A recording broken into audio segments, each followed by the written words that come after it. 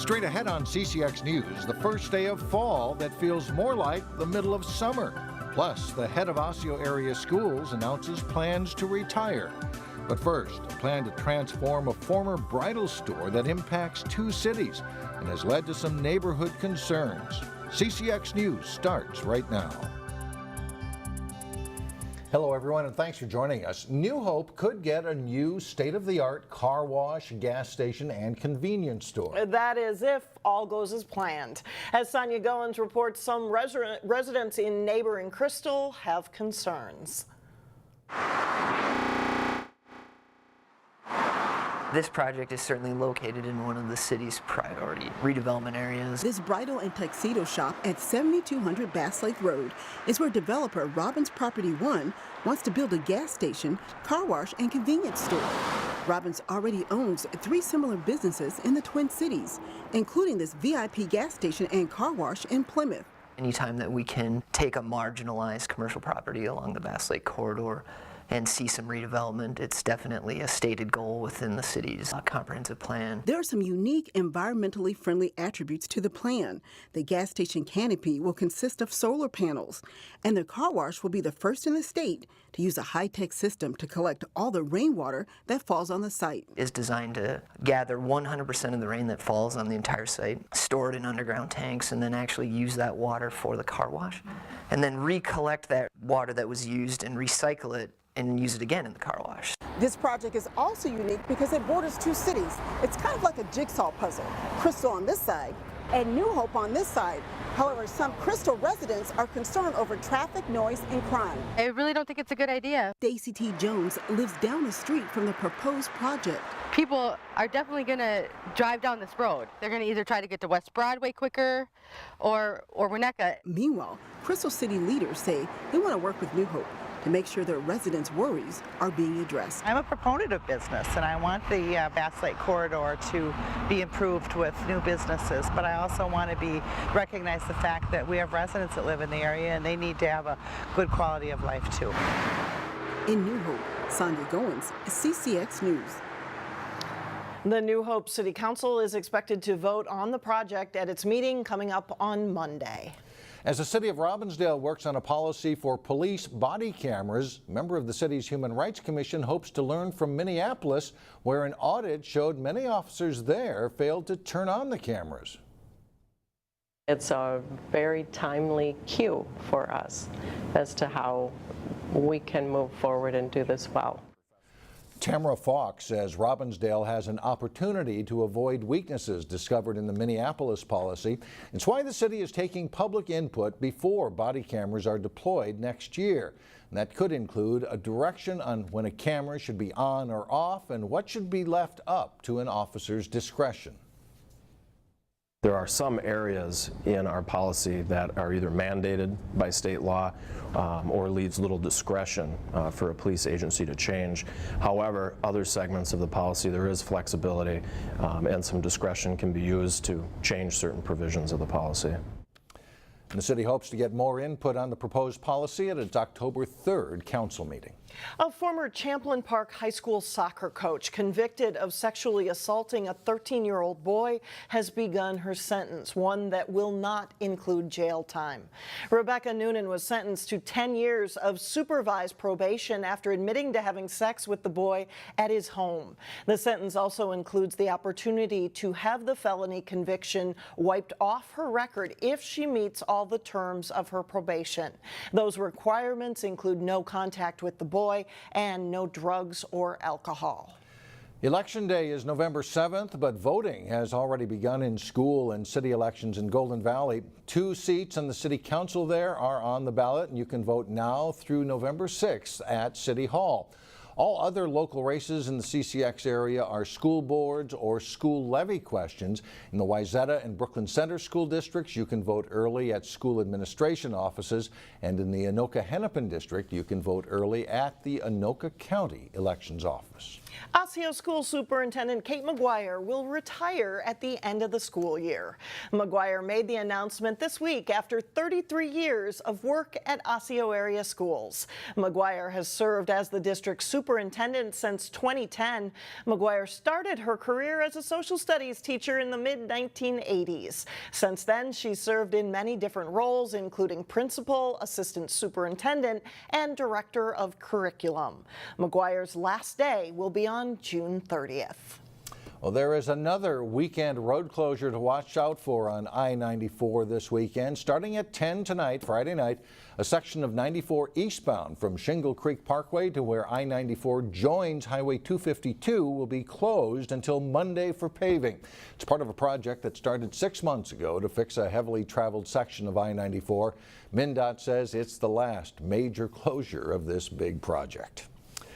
Well, if you didn't look at the calendar, you might be surprised that today was the first day of fall. It certainly didn't feel like it. Reporter Shannon Slatton explains how fall came in with a heat advisory in tow.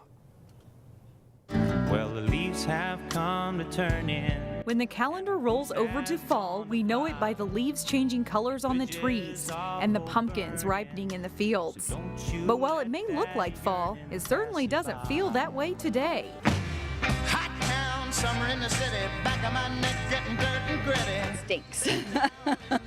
I'm ready for campfires and sweatshirts. Walkers in Robbinsdale got out early, wearing tank tops and toting water bottles. Getting our exercise in because I think we're just going to do some inside stuff today before it gets really, really hot out. Hoping we get some cool off before the really hot stuff gets here. It's a different attitude, though, in Maple Grove. Last blast of summer. The fountains here at Central Park is one of the few water parks still open after Labor Day. It's supposed to be 90 degrees, so instead of being stuck at home, we thought we should head on out and let the kids get all their energy out. This could perhaps be the last hot day to enjoy being outside in the water. It was a hot day, really hot, and we thought we would have fun here. That's the great thing about Minnesota. Hennepin County meteorologist Sarah Carroll knows that all too well. It's the first day of fall, but we are definitely feeling more like summer today. While it's not unusual to hit the 90s in September, it usually happens when people are thinking about eating fried things on a stick. It's a little abnormal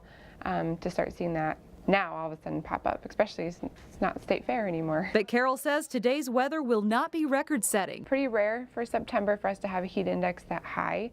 We do typically hit 90 every few years in September, but it's definitely not an every year occurrence. The drink choices always change on the weather. Coffee shops like the Daily Dose in Maple Grove can often predict their menu by the weather. Today, it's less about the lattes. We always do have waters ready to go. I'm the king of selling free waters. And more about getting something cool. Today is an exceptional day. Enjoy it while you can, because before you know it, it will be... In Maple Grove, Shannon Slatton, CCX News. Oh boy. Just in case we do get a few more warm days, the splash pad at Central Park in Maple Grove should be open until the end of the month. Still ahead, one place that is pretty popular on this hot fall day. We will take you there next. Plus, it's down to the final seconds as Benilde St. Margaret's battles visitation in girls soccer. But first, still warm and steamy this weekend. It'll feel more like fall next week. We'll be right back.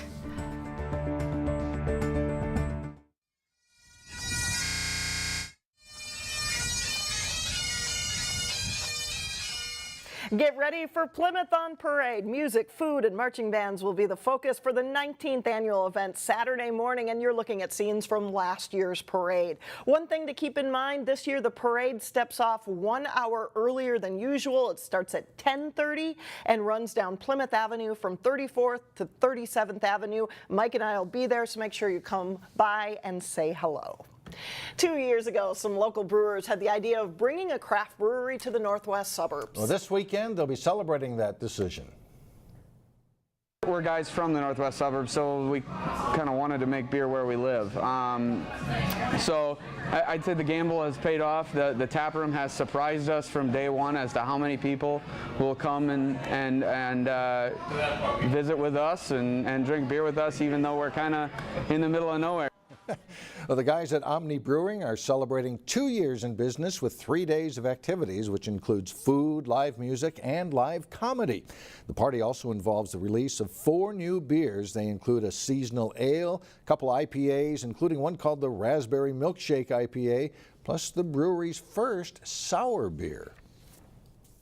We've been working on this for several months, preparing for today, and it looks like today's going to be a scorcher, but a good day to drink some beer.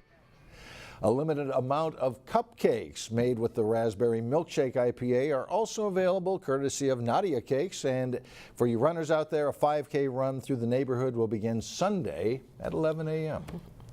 Still ahead, a classic children's novel magically transformed into theater. But first, former local high school football standouts get set for a historic college football matchup. John Jacobson has the details coming up next.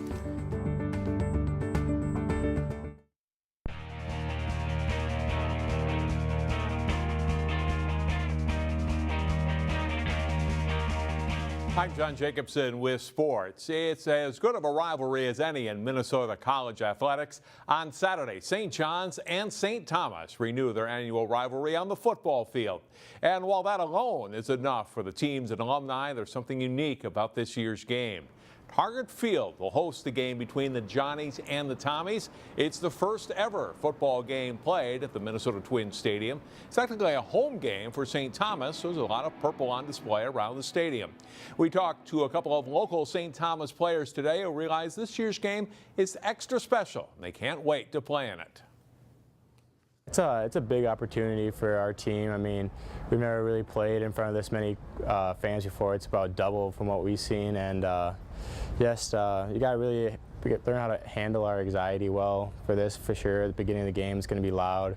We're not going to be used to that, but it's a great opportunity for us, and hopefully, especially against St. John's, it's a big time too. So this will actually be my first game playing in Tommy Johnny. I've been injured the last couple seasons, so I'm looking forward to being out in front of the big crowd. I think everybody is. I think it's a great opportunity for us. We're getting a lot of attention, not only in the Minneapolis Twin Cities area, but also nationwide. I think it's bringing a lot of attention to the school and not just the football program.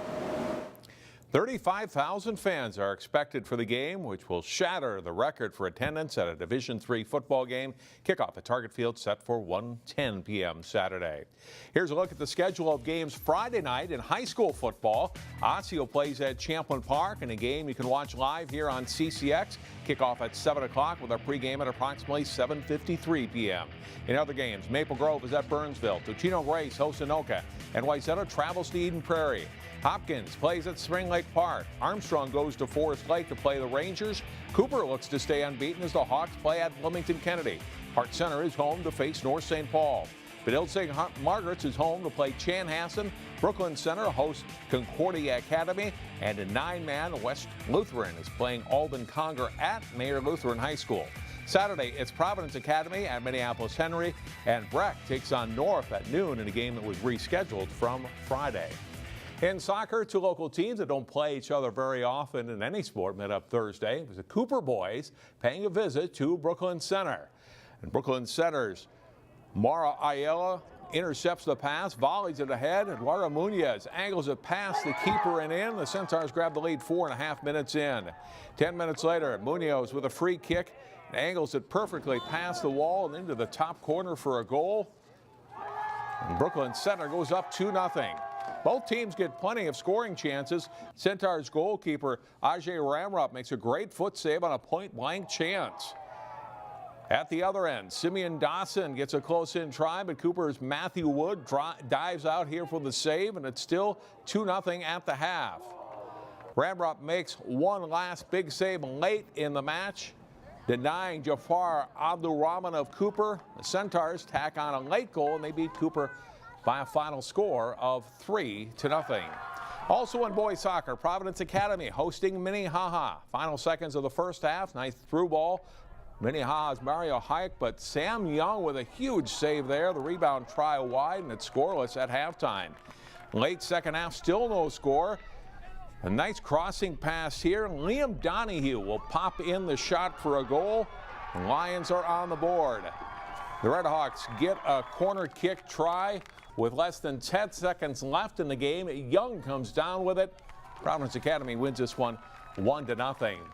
Last fall, Benilde St. Margaret's won their 4th state Class A championship in girls soccer in the past 5 years. A tough early season schedule and injuries gave the Red Knights just a 3-5-1 record coming into their game Thursday against 7th-ranked Visitation. Viz in red, Benilde in white. Late second half, the Blazers' Catherine Jones with a shot on net. The rebound comes to Annie Barth, who appears to score the first goal of the match. But the play's ruled offside, and it's still scoreless. Final seconds of regulation, Benilde's Vivian Chenal with a perfect pass ahead to Claire Vanderhyde, who had broken wide open. Vanderhyde scores just 11 seconds to play. Benilde scores a big win at home, 1-0. Red Knights, the final. That's all for sports. Mike and Alex, back to you. All right, thanks a lot, John. Up next, a popular children's novel reimagined on stage. A journey into a world of wizards, trolls, and dwarves when we come back. Well, this year marks the 80th anniversary of one of the most popular children's novels, The Hobbitt. This weekend, it is magically transformed to the stage. Neil Persley has more in today's Weekend Showcase. If you wish to speak up on this track, I will not sneak. Exactly. That is why I have recommended this Hobbitt to you. This amazing journey of unexpected journey with Bilbo and the heart that he has. Stages Theater has a habit of making fantasy into reality on stage. This time they've turned their habit to The Hobbitt. It's 80 years old this month. This book, it was published in September of 1937. There's been a lot of life and a lot of world that has happened since then, and that it's really, you know, it's endured, and there's a reason for that. Perhaps it likes riddles, perhaps it does it? Riddles. Yes. The Gollum scene is very fun. Liam McAllister plays Bilbo Baggins. It was one of the most challenging to learn, but it's really paid off. It looks really good, and it's just really fun to perform. Peyton Weingarten puts on a very high energy and tortured Gollum. What has it got in its nasty, stealing, thiefy, puppet head? This is also the scene where Bilbo first comes into contact with the One Ring and begins to discover its powers. Aya Youngmark plays lots of characters throughout the play, including one of the men of Laketown named Maxwell. She thinks they've done a good job taking the long epic novel and condensing it to 70 minutes on stage. I hope that they get everything that was in the story, the original story, that was in the book and the movies, and all the action, the fantasy, the Middle Earth. The play's recommended for ages 7 and up, and I give the show a rating of A for adventure. From Stages Theater in Hopkins, Neil Persley, CCX News. And The Hobbitt is at Stages Theater until October 22nd. Remarkable work by these young actors. Yeah. Kids, yeah. Got to remember they're teenagers, right? Or less. That does it for us. Thanks for joining us. Have a great weekend, everyone.